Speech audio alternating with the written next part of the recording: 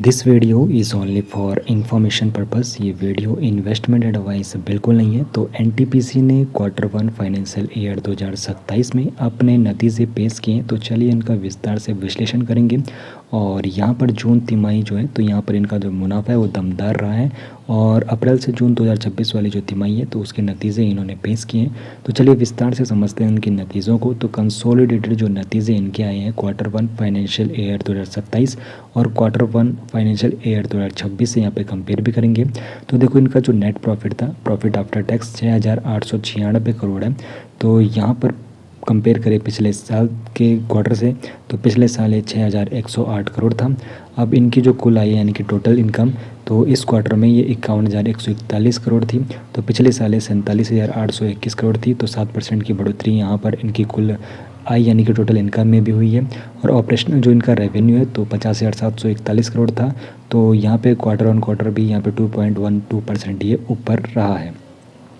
Stand alone नतीजों के बारे में बात करें तो क्वार्टर 1 फाइनेंशियल ईयर 2027 और क्वार्टर 1 फाइनेंशियल ईयर 2026 से भी कंपेयर करेंगे, तो इनकी जो कुल आय है 44,512 करोड़ रही। तो पिछले साल ये 43,219 करोड़ थी।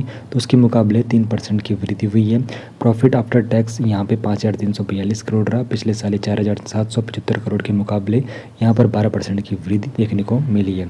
अब देखो यहाँ पर ग्रोथ के पीछे की जो वजह बताई गई है, जिसमें नई कैपेसिटी यहाँ पे जुड़ी है, नए पावर प्लांट्स चालू होने से कुल बिजली जनरेशन में इजाफा हुआ है, जिससे रेवेन्यू को सीधा फ़ायदा मिला है।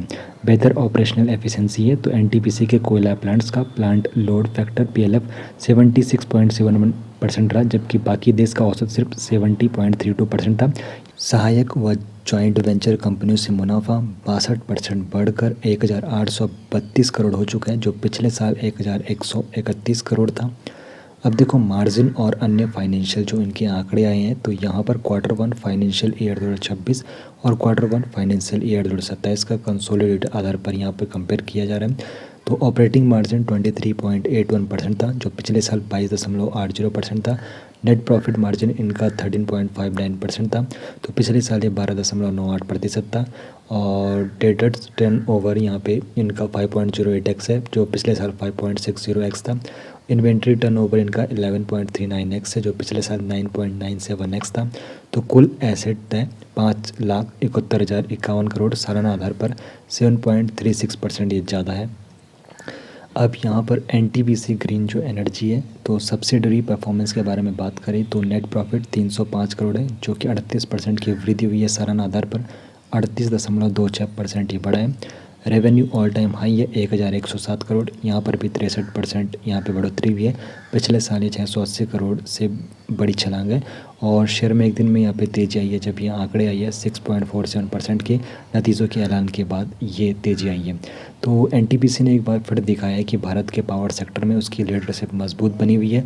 कोयला प्लांट्स की बेहतर एफिशिएंसी और ग्रीन एनर्जी की तेज़ ग्रोथ दोनों मिलकर कंपनी को स्थिर मुनाफे की राह पर बनाए हुए हैं। तो एक बार फिर से कह दूँ, ये वीडियो बस इन्फॉर्मेशन के पर्पज़ के लिए, निवेश से पहले फाइनेंशियल एडवाइजर से ही एडवाइस लेना चाहिए।